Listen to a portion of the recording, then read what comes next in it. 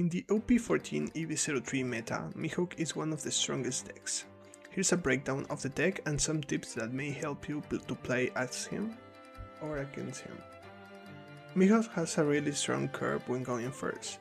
On the first two turns, he can play his searchers like Perona or Kitan Killer, as well as his stage card, which on play lets him draw a card, and at the end of the turn sets one rested Dawn card as active. By turn 3, the threats begin.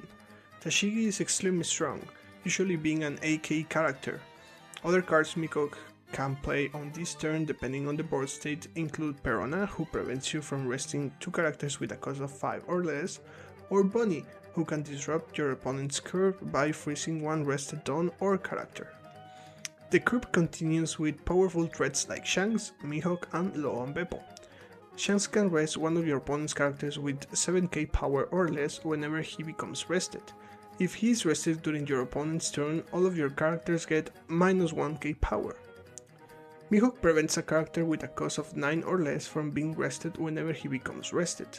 Additionally, once per turn during your opponent's attack, you can discard a card to give your leader or one of your characters plus 2k power. Loan Beppo allows you to rest and freeze one of your opponent's characters.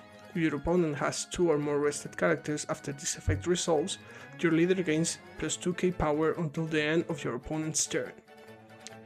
In the late game, Mihawk focuses on playing big characters, continually resting or freezing your board, and always keeping Dawn open for counter events or strong leader attacks.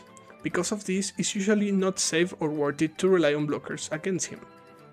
The main weakness of this deck is its consistency. If Mihawk doesn't follow a strong curve, he can struggle, since the deck relies on searchers that can sometimes miss key high cost cards. This inconsistency isn't rare. Another issue is that many of the deck's strongest cards don't have counter on them, which can lead to brick hands. When Mihawk draws too many of these cards, defending becomes very difficult. If this video was helpful or interesting, leave a like and subscribe, and comment which deck breakdown you want next.